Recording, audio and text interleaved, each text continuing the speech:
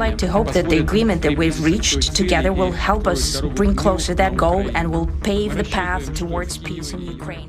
We had an extremely productive meeting and many points were agreed to. There are just a very few that are left. Some are not that significant. One is probably the most significant, but we have a very good chance of getting there. We didn't get there, but we have a very good chance of getting there. Well, you join us just minutes after that press conference between Putin and Trump in Alaska, just to bring you up to date of how we got to this point. So earlier on, a few hours ago, Trump and Putin disembarked aircraft at the same time. Both of them had red carpets rolled out. At one point, there were uniformed US soldiers literally on their hands and knees rolling out the red carpet for Vladimir Putin. The Russian president looked pretty jovial, and as he walked up to President Trump, Trump applauded him, and they shook hands and seemed to be pretty warm with each other. A journalist cried out, "President Putin, will you stop killing civilians?" And Putin gestured, pretending that he didn't understand, before the two got into the presidential limo before a meeting that lasted about 2 hours, 45 minutes. Dom, what happened next? Well, hi, Francis. It was quite extraordinary, mainly because of the brevity of the press conference. So we thought the talks had ended early. That sent a ripple of curiosity and excitement and questioning around the press pool here at the airbase in Alaska. And so we thought, oh, crikey, is this going to be, have they fallen out? Is this coming to an end early? But they seemed very, very warm on stage. So Putin spoke first. He spoke for not a huge amount of time, but about 4 or 5 minutes, a lot longer than Trump did, which was notable. Mr. President, ladies and gentlemen, our negotiations have been held in a constructive atmosphere of mutual respect. We had very thorough negotiations that were quite useful. I would like to thank once again my American counterpart for the proposal to travel out here to Alaska. It only makes sense that we've met here because our countries, though separated by the oceans, are close neighbors. In this case, a personal meeting between the heads of state has been long overdue, naturally, under the condition of serious and painstaking work. And this work has been done in general. Me and President Trump have very good direct contact. We've spoken multiple times. We spoke frankly on the phone. And quite frankly, Putin could have written this speech, or whoever writes the speeches for Vladimir Putin, probably wrote this months ago, because it was historical. It was very colourful. It was alluding to references. I'm looking at the transcript now, Dom. References to the Lend-Lease Act in the Second World War, Orthodox churches. Quite something. A lot of chat about the Second World War, a lot of chat about a military burial site here in Alaska that has the bodies of Soviet pilots in it. And Putin said it was a worthy and noble cause of locals here in Alaska to look after the graves of the Soviet airmen. There is a military burial place several kilometers away from here. The Soviet pilots that buried there who died during that dangerous mission. We're thankful to the citizens and the government of the U.S. for carefully taking care of their memory. I think that's very worthy and noble. We'll always remember other historical examples when our countries defeated common enemies together in the spirit of battle camaraderie and allyship that supported each other and facilitated each other. I mean, he's gone out of his way to really sort of reach over the fence, so to speak. He said the first thing he said to Trump was "hello, neighbour," when they met on the red carpet. He kept talking about the common enemies that they fought together, their common heritage. He said this was going to be a new stage in the relationship between Russia and America. It was a long overdue meeting. He did reference, we got to sort out the primary causes of the conflict in Ukraine, but didn't make it sound like it was a big deal, as we've been saying for days now. You and I, Francis, he was going to try and skirt over this as if the whole Ukraine thing was just an annoying little subset of international diplomatic relations. And we want to get onto the big stuff of trade and all that kind of jazz. So he did briefly refer to the primary causes in his words, but he knew that was going to be an area that could get him into trouble. So he moved on quickly. He talked about bilateral trade, space exploration, Arctic exploration. He said it's important for our countries to turn the page. It'd be very helpful, of course, for him if we all turned the page on what's going on right now. He said the agreement that they made, and there was no detail at all of any agreement that came out thereafter. But he said the agreement they made was a starting point for Ukraine and a starting point for business with the United States. He then, continuing his fluffing of Donald Trump, he took a swipe at Joe Biden. He said that he'd reached out to Joe Biden, he'd tried to have a dialogue, and he'd been rebuffed. I'd like to remind you that in 2022, during the last contact with the previous administration, I tried to convince my previous American colleague that the situation should not be brought to the point of no return when it would come to hostilities. And I said it quite directly back then that it's a big mistake. Today, when President Trump is saying that if he was the president back then, there will be no war. And I'm quite sure that it would indeed be so. So all the usual talking points. And as I say, this was probably written weeks ago. So he went out of his way just to try and make friends with Donald Trump. He did say one really interesting thing that I made note of. And I agree with President Trump, as he has said today, that naturally the security of Ukraine should be ensured as well. Naturally, we are prepared to work on that. Now, referring to Ukraine, giving it the veneer of sovereignty, suggesting it has agency, talking about it as a country, never mind talking about the security of it should be assured as well. But I thought that was quite interesting. I don't think I've ever heard Putin actually talking about Ukraine and giving it the status of an independent sovereign state. So I thought that was quite notable. Donald Trump then spoke. He spoke very short. It was only a couple of minutes, really. He just said that they'd made fantastic agreements, again, with no detail whatsoever. He said there were a few points left still undone, one of which was significant. We had an extremely productive meeting, and many points were agreed to. There are just a very few that are left. Some are not that significant. One is probably the most significant. But we have a very good chance of getting there. We didn't get there, but we have a very good chance of getting there. Now, he didn't give us any detail about that, so we can only guess what that significant point was, probably that there's no ceasefire. He then called Putin the boss. He said it was delightful to see so many of the Russian senior officials here, supporting the boss. An odd expression for Trump to say of Putin. And then finally went back to Putin just for the last few seconds where he spoke in English and he invited Donald Trump to Moscow for the next meeting. So it was all very chummy. Again, Mr. President, I'd like to thank you very much, and we'll speak to you very soon and probably see you again very soon. Thank you very much, Vladimir. Next time in Moscow.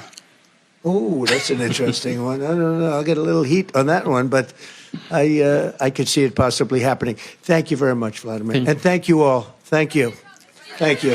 Thank you so much. They then broke up. The press pack went mad, started yelling questions. They completely ignored all the questions and just walked off the stage. Now, it is very, very uncharacteristic of Donald Trump not to take questions. He loves the moment there. He loves sort of, spitballing with the journalists and to the sort of free thought experiment of where's the conversation going to go next. So to not have questions was notable. So what did Putin get out of it? I think he got most of what he wanted. He got the handshake. He got the coziness up to Trump. He got the ability to kick the can down the road. This talk of meeting in Moscow, does that put weeks or months on the next stage of this? So, as far as we're aware, no ceasefire whatsoever, nothing at all to affect the way the war is going right now.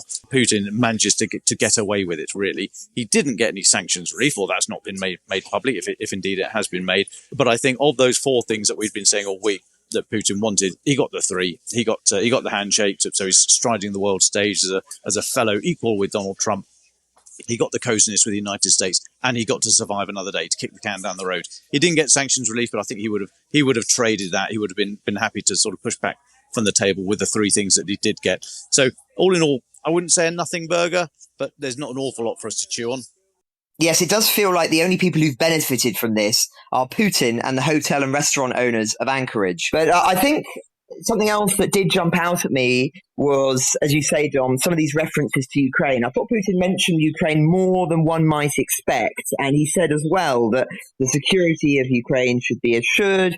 We sincerely care about the interests of the United States. We hope that Europe will not torpedo this progress We expect that Kiev and European capitals will perceive that constructively and that they won't throw a wrench in the works. They will not make any attempts to use some backroom dealings to conduct provocations to torpedo the nascent progress. And Ukraine is a brotherly nation. Moreover, we've always considered the Ukrainian nation, and I've said it multiple times, a brotherly nation, however strange it may sound in these conditions. We have the same roots, and everything that's happening is a tragedy for us and terrible wound. Putin also seemed to be really enjoying being on the stage there with him. I was going to ask you, Dom, I mean, this is the first time you've ever seen President Putin. What was your reaction seeing him right in front of you? Yeah, I'm not going to deny it. It was very odd, and I think my objectivity left me on a few occasions. I found myself shaking my head when he was clearly just going out of his way to show that he's a big guy, and he's just this. As long as if we could only sort out this little problem with Ukraine and what have you, I just felt it was just unreal. There was no acknowledgement of what had brought him to this stage, literally to the stage here in Alaska. Lavrov was in the room. First time I've ever seen Sergei Lavrov. He's just as jowly as you see in all the photographs. A load of other senior Russian officials that I couldn't mention, but none of them looked particularly happy. On the US side, there was Marco Rubio, Pete Hegseth, Steve Besant, a few others that I recognise off the telly, but I can't really name. Yeah, it was odd seeing them in the room. Nobody looked particularly happy. It was only Putin and Trump that was smiling away. All the officials seemed quite glum. I suppose business-like would be a generous interpretation, but nobody was cracking a smile. Nobody really chatting. There wasn't a lot of sort of humanity, also just chit-chat intra-delegation, let alone across the aisle, across the delegations, because we were in this big room with the Russian press and the officials on the left-hand side, and the US press, or all the others that had sorted themselves out through the White House press, as we did. On the right-hand side. So there was a clear demarcation line down the middle of the room, and all the delegation, all the officials were sat there for quite a few minutes, 6 or 7 minutes before Putin and Trump turned up. So there's plenty of time for them to walk across and share a joke and slap the shoulder, and none of that happened at all. So it was quite, as I say, business-like would be a generous interpretation. I thought it was quite cool between them, not a lot of friendliness. But yes, for me personally, it was particularly odd to see these people that I've been trying to make sense of for so long now. To see them in the room, it was quite galling actually to see Putin there smiling away. I didn't enjoy that bit, I must admit. I saw our old friend Dmitry Pesky Peskov was there as well, talking to Putin at one point. Something else I think that it's worth us thinking about is where we go next from here. So, as you say, John, Trump referenced the fact that he was going to call NATO and call President Zelensky. We don't have a time frame on that, but it did seem to be suggesting that would be quite soon. And so whatever details have been discussed are obviously going to go to the European leaders to see what they make of it, but no sense of timeline. And so again, to your point, this kicking of the can down the road, there's no sense that sanctions are going to be kicked in anytime soon as a consequence of the delays that we've seen here. It's just more a talk of progress with nothing really concrete to speak of. And I think many people will be very concerned of that. Although, from a more positive Ukrainian perspective, you could say that given the warmth between the two leaders that we saw on display there, the optics of the two of them shaking hands on the red carpet in the United States, that this is as clear a visual image as one is ever going to get of the fact that Europe could be left out in the cold, if you'll excuse the pun.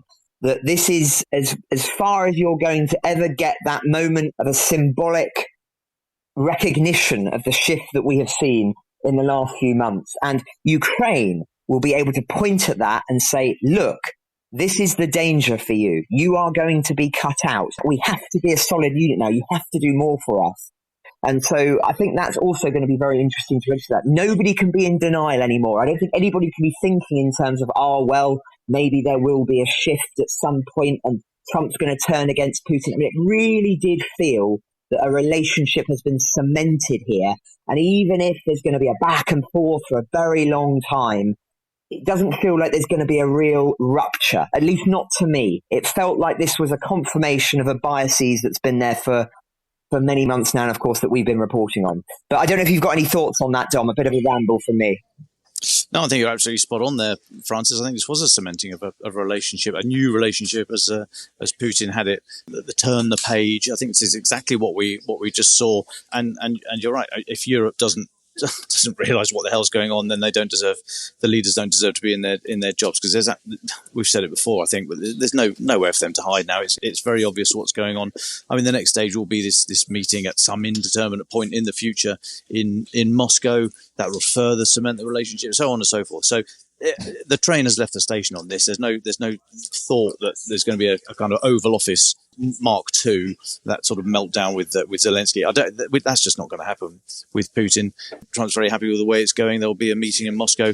You might have to go to that one, Francis, because I'm not allowed. In fact, no, you won't be. Neither of us are allowed in the country.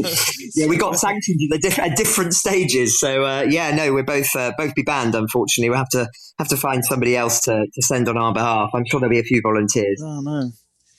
Yeah, we'll have to cast around, find. Just find a hitchhiker and offer them an elk burger. I'm sure they'd be up for going. But Dom, let's just before we wrap up here, let's think about the analysis, the lens in which people are going to view this. I mean, already there are headlines being published saying no deal. Putin and Trump failed to reach deal. I mean, is there a chance, do you think, that this could backfire for Trump? That, he's rolled out the red carpet literally. And this has proven to be, in some ways, a nothing burger, right? To use your phrase. Is there a chance, do you think, that the American president is going to wake up in a few days' time when he looks at the newspapers, when he hears advisors saying to him, well, Putin's played you here, that he thinks, oh, gosh, maybe I do need to do something a bit more robust? My view is it's unlikely that as Rose is saying, but do you think that the analysis here matters? Well, I think analysis always matters, but I don't think it will change anything here. I mean, Donald Trump many times in the past has had reality handed to him on a plate, and the world has gone, aha, you said you'd do this. If that happened, you said you'd levy these sanctions. You said you'd get really angry and bash your fists against the table and do whatever it is you do. And it's never happened. I mean, he said he was going to, what did he say? He was going to be really angry if there wasn't a ceasefire today. And we know how he loves making an announcement. He would have loved to have stood up there and said, it's peace in our time, ceasefire, I've sorted it all out. Well, he didn't do that. And so, he's not going to be faced with the reality. He's not going to be held to account for his actions. He's going to say, well, look, I've got a meeting with him. We're going to continue to talk. I've taken a very different stance from Biden, and it's working. He will write whatever narrative he wants. I mean, what I would say was this meeting was happening just a few hours after a market in Sumy was hit. And if you ask Sumy Oblast Governor Oleh Rigorov there, who said civilian infrastructure had been hit and there were casualties, ask him what he thinks about this new cozying relationship and whether Donald Trump should be held to his word of saying, well, I'm going to get really angry with Putin if he doesn't announce a ceasefire. I mean, we've seen it before, unfortunately, and I think even more unfortunately, but even more obviously, we are going to see it again. Yeah. Well, I think that's all we can say for now. Of course, do keep an eye on the Telegraph Live blog over the next 24 hours, because we are going to have to see some reaction, aren't we, from the European leaders to this. I think we can all predict what they're going to say, that they welcome the prospect that there's been some sort of dialogue. And I'm sure many of them are privately breathing a sigh of relief that there hasn't been some major agreement that was detrimental to the Ukrainians and European security. But nonetheless, I think there will also be a lot of anxiety as to what this all might mean in the coming days. So do stay with us. Dom, what are your plans now? How are you going to get out of there? Have you got another night in the Winnebago? Another couple of nights, actually, in the Winnebago. I've still got to do quite a lot of work now, really, unfortunately. So I'm going to be sitting here for a little while, but then I'm going to go back to the Bago, and I think I might treat myself to a little beer tonight.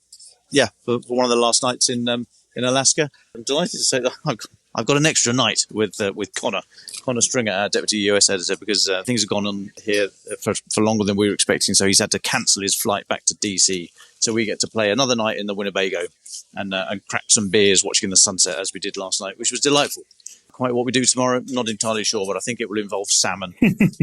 Well, he's not the only one to cancel his flight. I've done the same. I'm postponing my holiday as well. So that's news for you. But thank you all very much for joining us. We'll be back as soon as there's another major update to give you. Goodbye for now. Thanks, everyone. Again, Mr. President, I'd like to thank you very much, and we'll speak to you very soon and probably see you again very soon. Thank you very much, Vladimir. Next time in Moscow. Oh, that's an interesting one. No, I'll get a little heat on that one, but I could see it possibly happening.